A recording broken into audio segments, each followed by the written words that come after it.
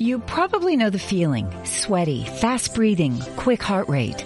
That's a cortisol spike. It feels awful, and its imbalance is the cause of your anxiety. Rebalance Health's 3-part anxiety system helps address it at the root. Rebalance Health lozenges are natural and designed for optimal absorption, providing 24-hour relief. Live life fully without feeling like you're fighting for it. Get 50% off your first month with code CALM23 at rebalancehealth.com. It's important to properly dispose of unwanted medication or sharps. MedProject offers free and convenient disposal options near you. To learn more, call 844-MED-PROJECT or visit medproject.org. Welcome to Pretty Lies and Alibis. Let's seek the truth and travel the long road to justice together.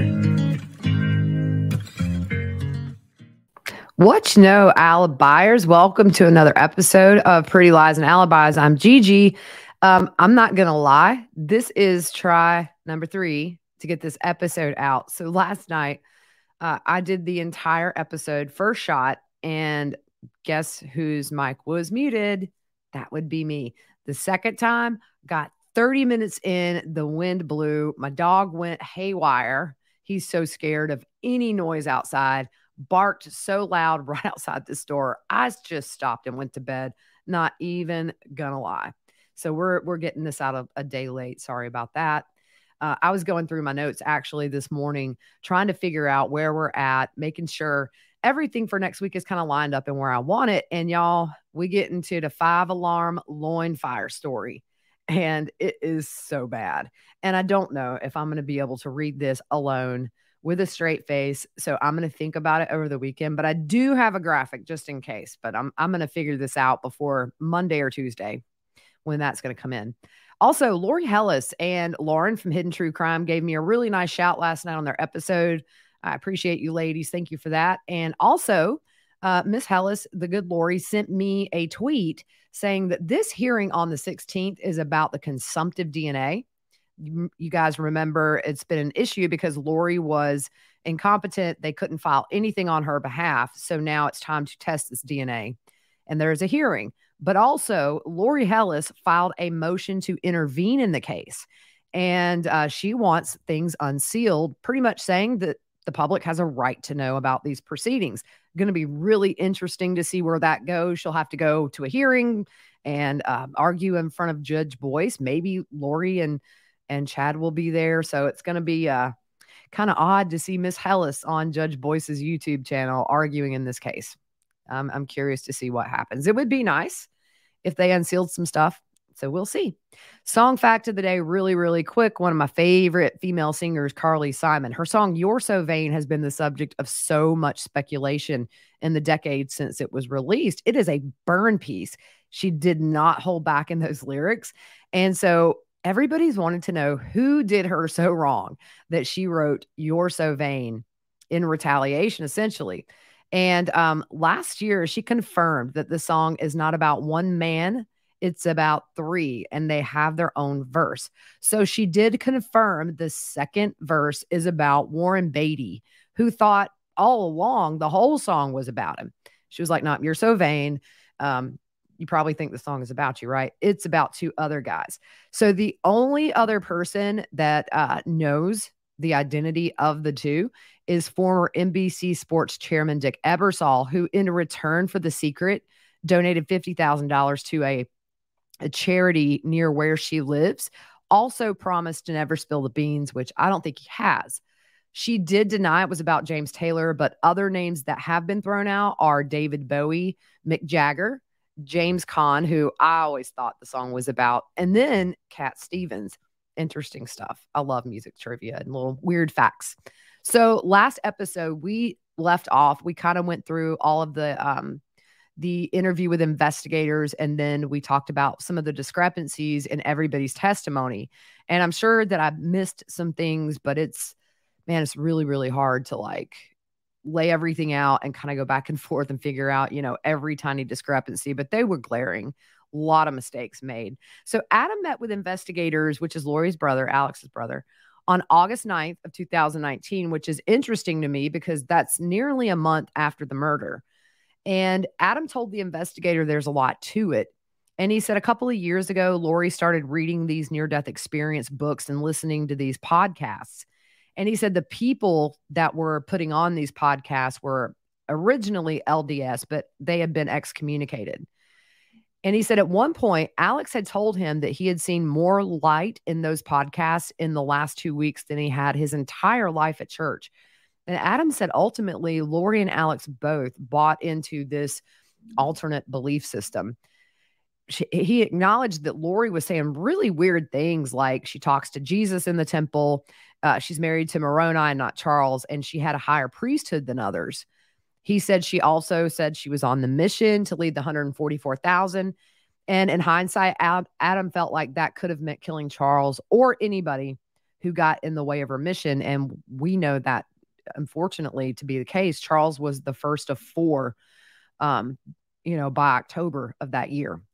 And he said that when he expressed to Lori that these statements are crazy, kind of alarming, she did what Lori did. She just stopped talking to him. And he said at the time of the interview, they hadn't really spoken for about a year and a half. So Adam said the shocking thing to him was that Lori telling Charles that he was dead and Ned Schneider was living in his body. And also that Ned was an inch shorter than Charles and that Charles couldn't fool her anymore. He said also Lori told him that people have dark spirits and she was able to see those dark spirits and pick them out. He said ultimately Lori loves attention and thinks she's better than everyone else. And that's probably been her whole life. Growing up with her, I'm sure he saw that. He said Lori's giving people blessings, which she can't do in the LDS church. So Adam went to his family and he was really concerned and thought they needed to encourage Lori to go to a psychiatrist. But her family said, her mom and dad said Lori was disconnected from reality. And that was the only reality she could live in, but she wasn't hurting anyone. And I kind of was thinking about this when I was doing these notes. And, you kind of wonder what contributes to it going this far. There's a lot of things. I do think that one thing is no accountability with her family when they see and hear things she's doing. And they say, well, it's just her reality. There's nothing you can do about it. She's not hurting anybody. When you have people that love you, that call you out when you're acting crazy, a lot of times I think that kind of calms things down. People are able to stop and say, hey, I'm taking things too far. Lori never had that. Charles was the only one that was trying to get her help and nobody listened to him.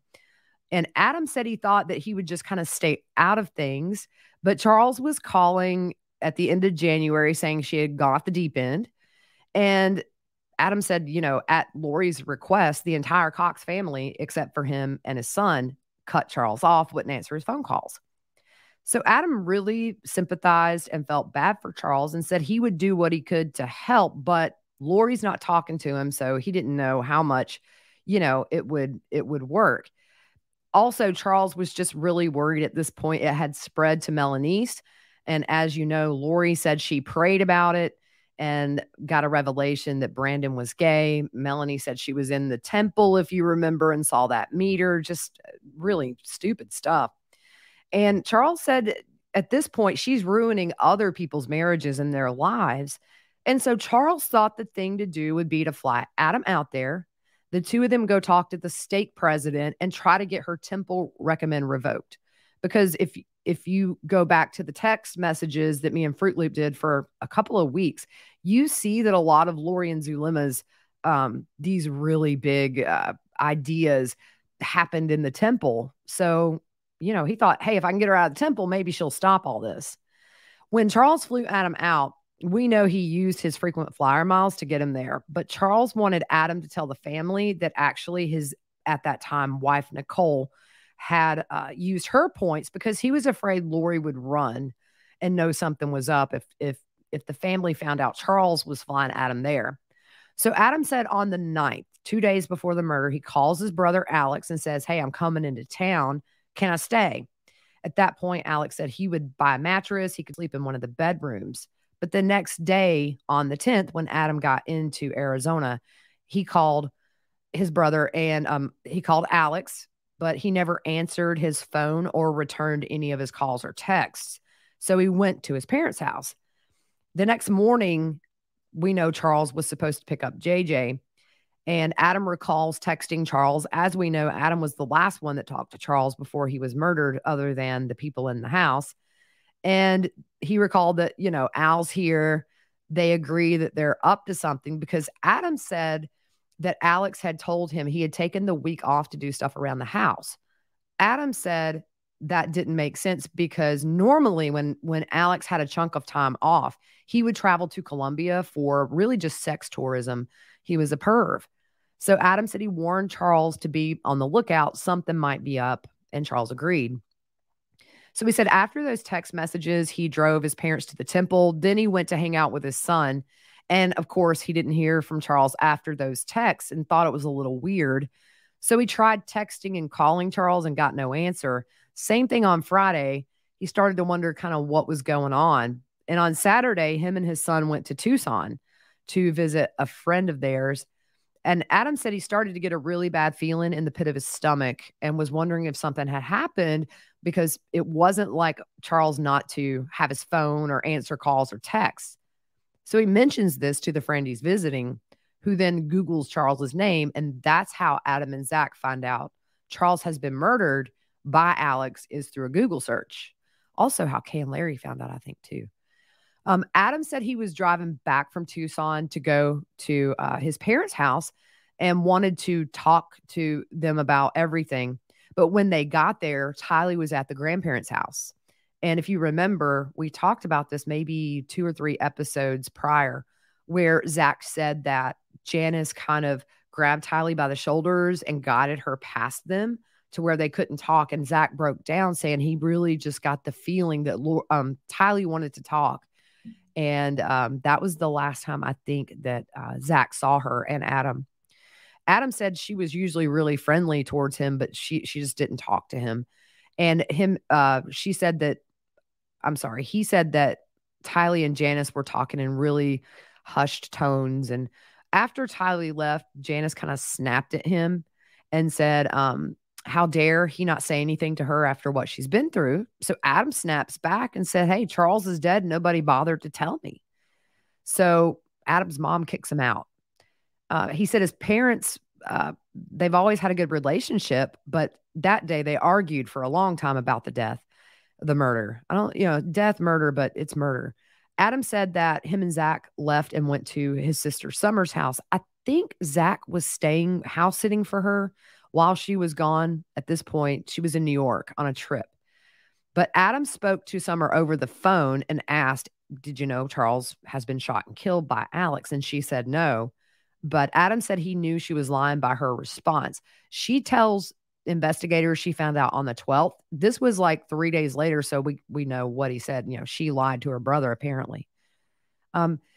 He said also during that conversation at his parents' house, Janice confronted him about texting and emailing Charles, knowing that they were trying to get Lori's temple recommend taken away. And it was really confusing because Adam's like, how did she know? This is private stuff between me and Charles. And he thought the police would have Charles's phone. But the investigator in the interview said that Lori had Charles's phone after the murder. And that's how Janice was able to see those text messages and emails. Now, this is a little contradictory right in the same sentence. It says the investigator said it was a couple of hours that Lori had Charles's phone for multiple hours until we realized that. And she eventually brought it back. Which was it? Adam said Charles always had his phone. And if Lori said he left it there, it was a lie. Didn't happen.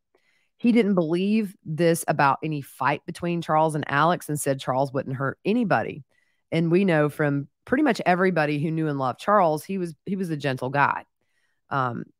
Adam said that Alex is an expert shooter, and he really felt like he shot Charles twice to make sure he was dead. Adam didn't understand the whole doing CPR theory.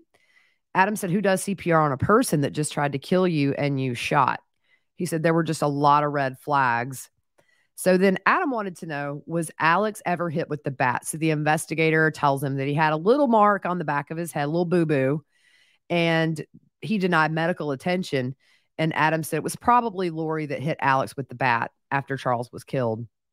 So Adam didn't know anything as far as what happened inside of the house or what the story was. So the investigator kind of gave him a rundown of what happened. The foundation of the story we all know.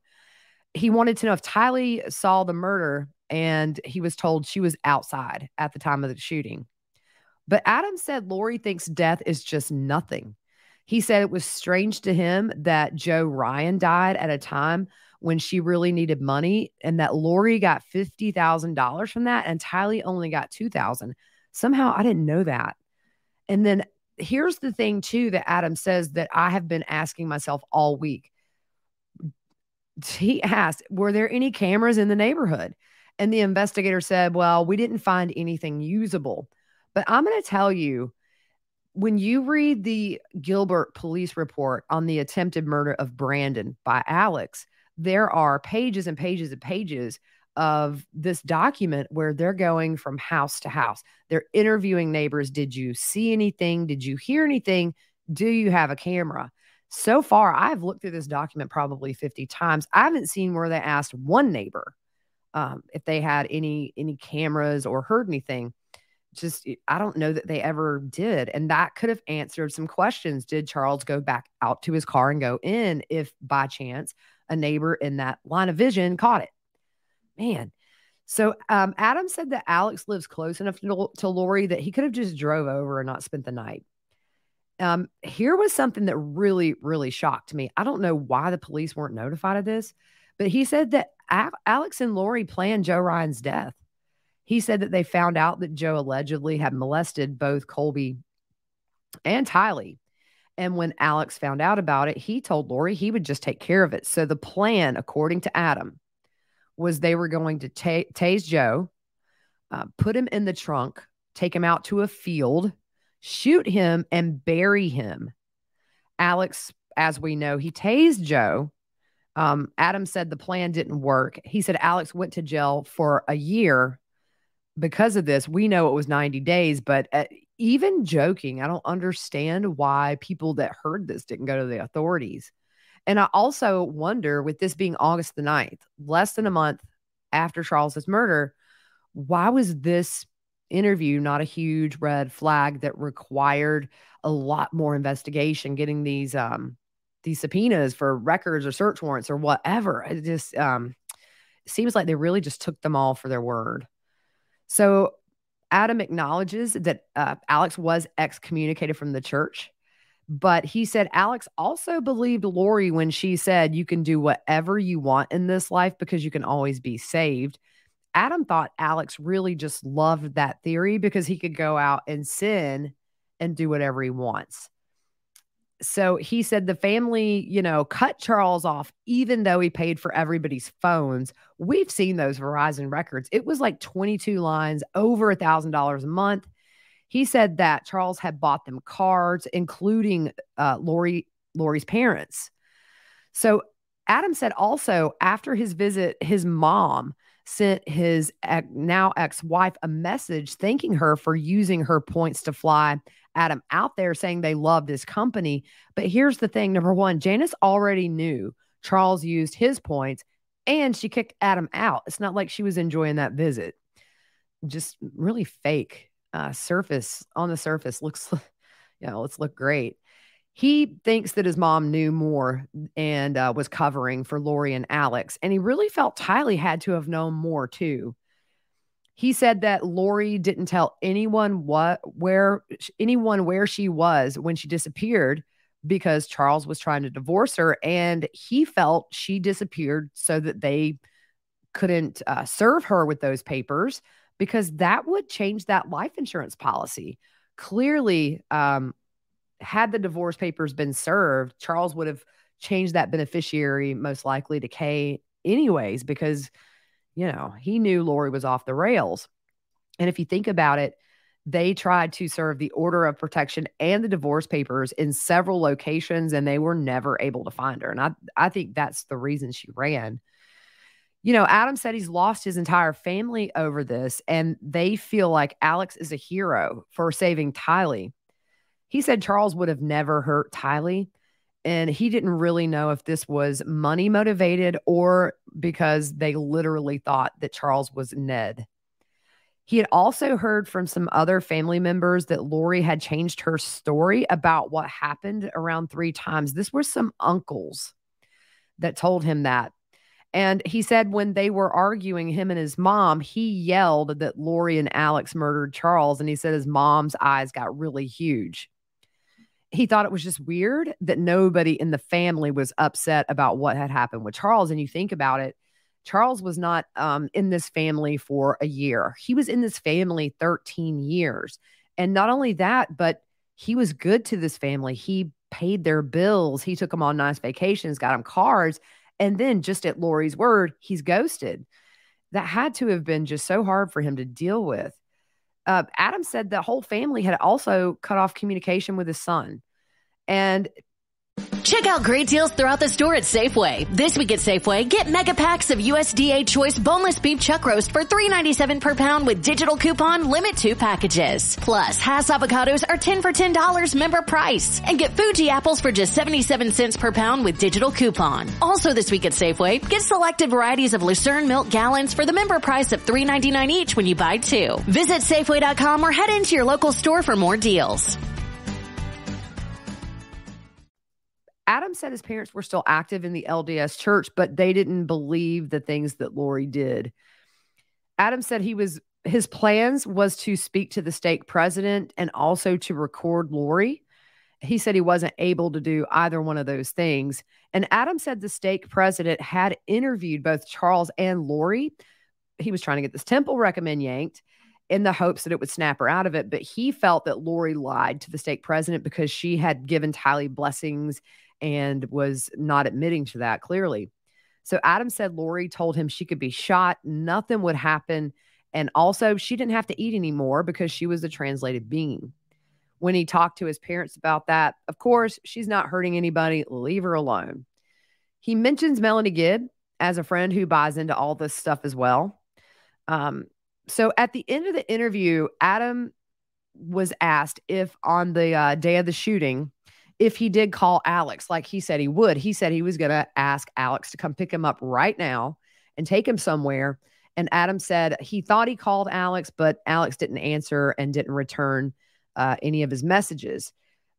Adam said that the point was to try to get him away from Lori, but, that didn't work. So that was kind of the end of the interview with Adam. There was a lot more, but a lot of it's just repetitive stuff we know. On 2020, earlier this year, Adam was on there and he said Janice has talked to Lori since she's been in jail. She said she's the same as she's always been. Jail hasn't affected her at all. Janice told 2020 when her and Summer were on there that they all loved Charles and he was the best of her husbands. And, it's just in hindsight to say that is one thing, but the way you treated the man, you didn't love him. Alex had told Janice he didn't have a choice about killing Charles. She asked Alex how that made him feel, and he said terrible, but he would do anything to protect Lori and Tylee. And Alex was a hero to this family. And Adam made the point we all kind of feel if Lori and Alex had been arrested for Charles's murder, we wouldn't be where we are today. And I fully do believe that. Adam said in the end, after the murder, him and his family left Phoenix worried that their lives were in danger. And I bet he did. He thought for 2 months that they would be killed. So he said he slept with a gun and he thought Alex at any point was going to bust up in that door. I'm sure that was terrifying. They knew at this point, Charles is murdered. Adam was the other one trying to get this done. So enemy number one. So we move on real quick to Summer's interview. Lori's sister, interestingly enough, on that list of trusted people that Chad did for Lori, she was only a 40 out of 100. I thought that was something to look at there. Janice was a 15 and Barry was an 8. Now, I wonder because we know that with the dark and light scales, Tylee was listed as dark. Joe Ryan was listed as dark. Charles was, I think, listed as dark. You go down, Kelsey, Colby's wife, was listed as dark. And it's almost easy to see who Lori just didn't like and express that to Chad because they're dark on that list. Adam was a 0. Melanice was an 85. So Summer's interview took place October 1st, 2020. And so we know at this point, the kids' bodies have been found. Chad and Lori both are in jail at this point. So this took place in Arizona, but these were detectives from Idaho, Detective Hermosillo, Lieutenant Ron Ball. And Summer had her attorney, Garrett Smith, there. And as you guys know, her attorney recorded this conversation that she had the first time she met Rob Wood. And he was telling her that they were going to maybe file some conspiracy charges. If you remember, Summer asked if this could be a death penalty case. And that ended up resulting in some motions to disqualify the prosecutor. We're still sort of dealing with that now. So long of lasting effects, just things throwing rocks, in front of the skateboard to trip you up. And, it just seems like sometimes these hearings and everything takes the focus so far off the victims, and it's frustrating. So at the beginning of the interview, Summer just kind of gave a rundown of her upbringing and family life. And the detective said one point of interest is Summer said Lori is a very private person. In spite of the fact she's been married several times in the past, Summer was never invited to a wedding, which is odd. I know the first one was kind of a quickie high school wedding. Then you have Colby's dad. But like Joe, Ryan, and Charles, you would think, at that point, 1 out of 4, they would have gotten an invite. So when Summer was talking about Charles, of course, in hindsight, they all love Charles. She said he was nice and generous.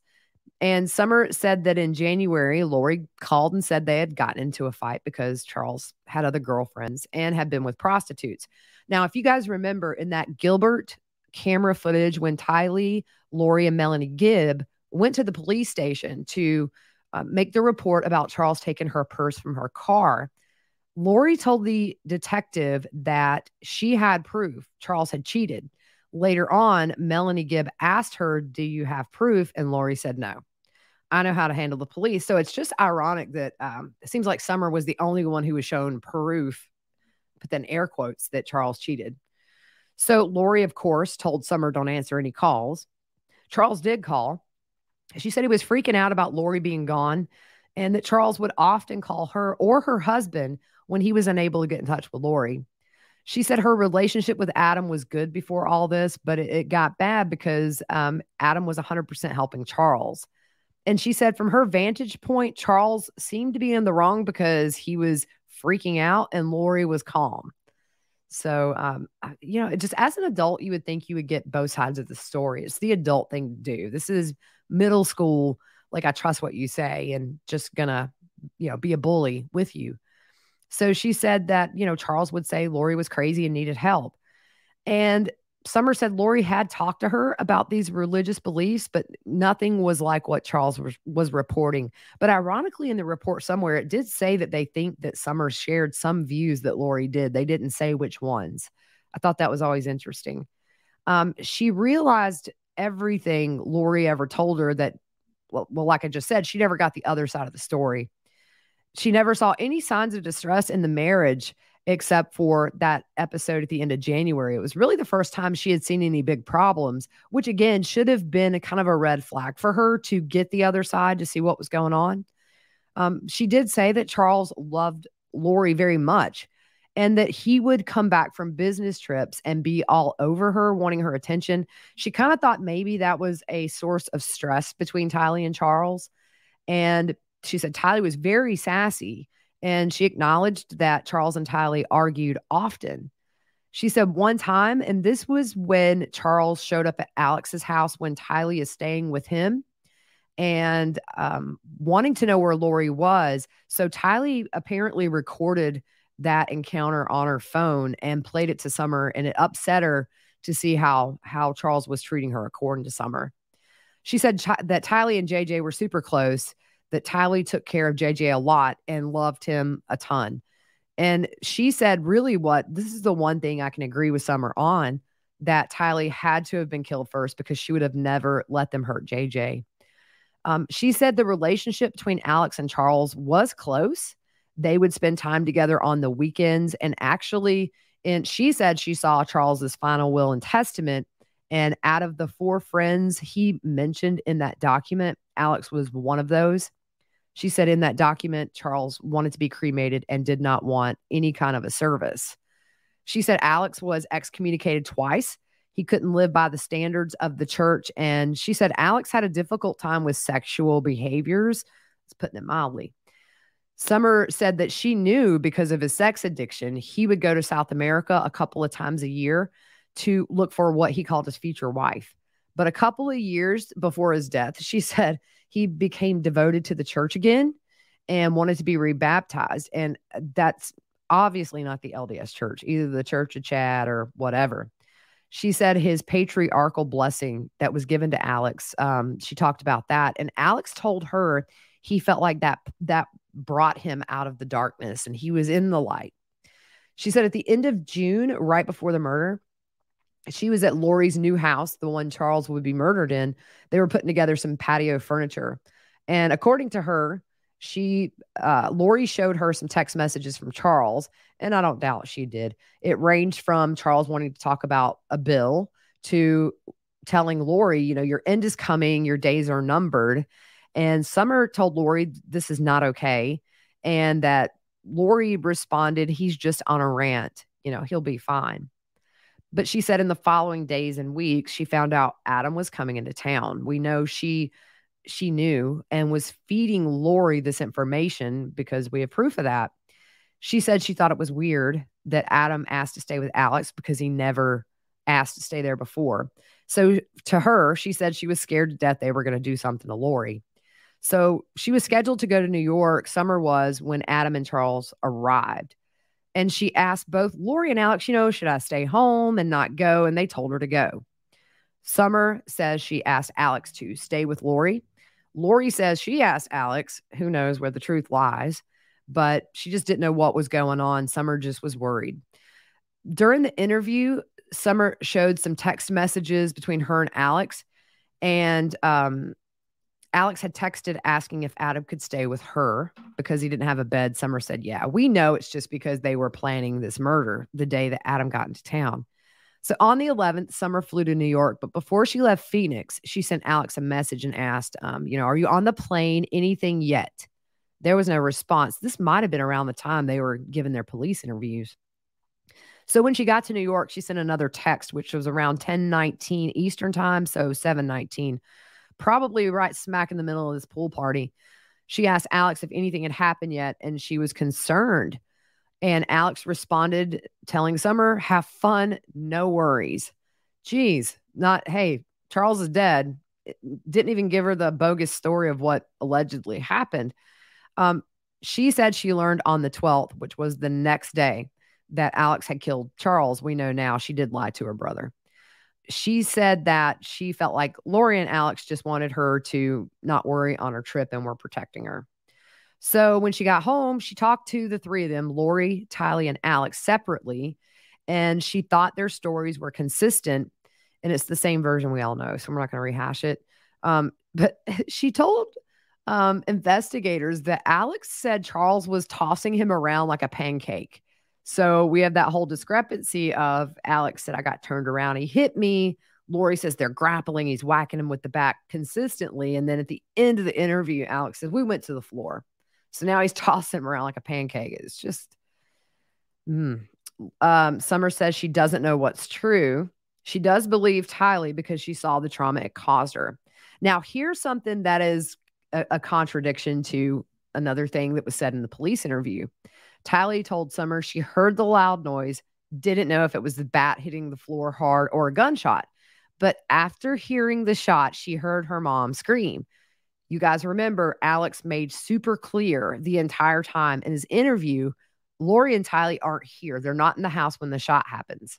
Lori gives a completely different version. I ran through the kitchen. Now there's mirrors everywhere. She acknowledges that Alex was in front of Charles. They didn't say a thing to each other because they were in shock. So according to Tylee, her mom screams. Alex didn't hear or see her scream. Just, you see how this all adds up. How at this point, again, was that not something that investigators felt like, we've got a timeline discrepancy. We've got different stories about, did you call her? Alex says no. Lori says yes. You've got them saying nobody was in the house. Alex saying the girls were gone. How are these little things not just picked up on? It's so hard to read these documents, guys. It's just missed opportunity to stop a lot of this. So Lori also told Summer that they left the house without shoes on, so they stopped to buy some flip-flops. Now, here's the thing. Lori was seen on surveillance entering the Walgreens with shoes on. So did she toss those shoes to get rid of some evidence, I wonder? Because here's the thing. If you look on that body cam footage when Lori and Tylee get back to the scene and they're standing in front of that rental car that Charles had, Lori's flip-flops look to be at least a size too small for her. Her toes are kind of curled over the edge. Tylee didn't have on flip-flops that to me matched the description of the shoes that were bought. In the police interview, she did. Just one thing I've noticed, it doesn't look like on her feet, on Lori's feet, were any new flip-flops. Where did those shoes go? So Alex told Summer that after he shot Charles, he called 911 and did CPR. And Summer thought Alex called right away with no delay. We know that was a lie. So ending her interview, it says, based on Summer's interview, I felt she had no knowledge of what was going to take place on July 11th. Lori had shared selective information with Summer that would cause her to believe that Adam and Charles were coming into town to cause her harm. This, in turn, caused Summer to worry about her sister. It was apparent that Summer didn't have any information about the relationship between Lori and Chad or their belief system that said Charles's body had been taken over by evil spirits. They call her an unwitting participant in the events leading to Charles Vallow's death. I disagree. I think it contributed her running this spy campaign in the background and feeding Lori and Alex information. It inflamed the situation. And I said what I said. So Summer told Morgan Lowe in a May 2020 interview that after Charles was murdered, Lori was being continuously threatened and she wanted to go somewhere safe, but did not want to tell the family where because she was being followed and threatened by people who loved Charles and wanted revenge for his death. So that was it. That was kind of all I pulled about Charles's murder from Summer stuff.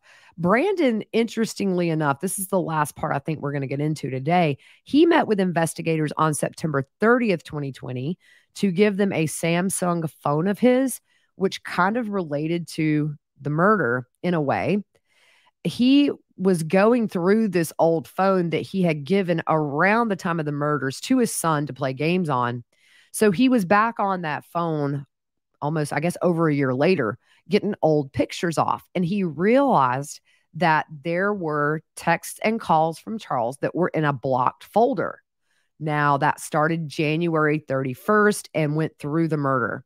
So the 31st, as we know, is the day where it all hit the fan with Lori. He also found Charles's contact card in his phone, showed an option to unblock. The incoming calls from Charles were going straight to voicemail during that time. So Brandon said, now it makes sense. So who is the only other person who had access to that phone in January? Well, it was Melanice because they were still together at this point and married. There were 2 calls to Charles from Brandon. One of those was March 26th. They talked for a little over 10 minutes. There was a reject call from Charles on March 27th. And one thing to note is that Melanice not only was, following Lori at this point, she told her dad that she was kind of had a grudge against Charles due to that juice business that him and Lori started in Hawaii. It wasn't successful, and apparently she was bitter over that. Brandon said there were 24 unread messages from Charles, text messages. And, gosh, man, you think about it. Poor Charles probably thought at this point Brandon was ghosting him, but it's really just, the background, these girls working to isolate him from everybody that he could talk to that might jump in and help. So Charles's Google account, they had a Mac computer on that and an iPhone 11. They looked at some content from May to July of 2019. Should have been January. The Google Photos folder had 680 pictures, mostly of just family stuff. He had recently made a folder February 10th, 2019. This is interesting. Last thing here. At some point after Charles's murder, Kay Woodcock, Charles's sister, told Nate Eaton from East Idaho News after his death, I think there was $9,000 in the business checking account. $6,000 of that was moved out a day or two after the murder. And a couple of days after that, $3,000 was withdrawn. So Lori texted or emailed Kay and said, "Hey, KK, did you take the $3,000? I said, "No, I did not." Kay said, "I know she got the money. She was trying not to look bad, I guess. She moved it to another account. They had accounts that Kay had no access to." So if you remember, Charles had given Kay access to some of the accounts when Charles and Lori had that brief reunion. He gave Lori the passwords and, So anyways, we're done with that. Next episode, it's a really quick interview with Colby. One interesting thing, though, is on July 12th, the day after the murder, somebody called in a welfare check on Charles in Houston. And I've never seen who did, but Detective Moffitt from Chandler, he inquired about that on August 16th of 2019. And so I don't know who that was. I don't know if it was Adam or what, but somebody knew something was up and Charles was worried. All right, guys, I'm going to end it there. I think I just got this episode out. It is a miracle. I'm going to tell you guys, I was almost in tears last night. Sat in here for 2 hours with nothing. But here you go. We'll see you guys on Monday. Really hope you have a good rest of your weekend.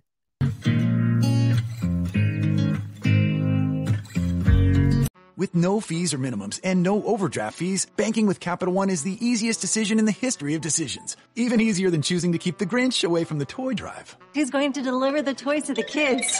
What about me, the Grinch? No. Yep, even easier than that. You steal the presents one time. With no fees or minimums and no overdraft fees, is it even a decision? That's banking reimagined. What's in your wallet? Terms apply. Capital One NA, member FDIC. Copyright Dr. Seuss Enterprises. Copyright Turner Entertainment Company.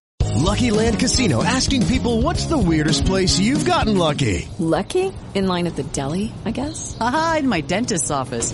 More than once, actually. Do I have to say? Yes, you do. In the car before my kids' PTA meeting. Really? Yes. Excuse me, what's the weirdest place you've gotten lucky? I never win and tell. Well, there you have it. You can get lucky anywhere, playing at LuckyLandSlots.com. Play for free right now. Are you feeling lucky? No purchase necessary. Void where prohibited by law. 18+. Terms and conditions apply. See website for details.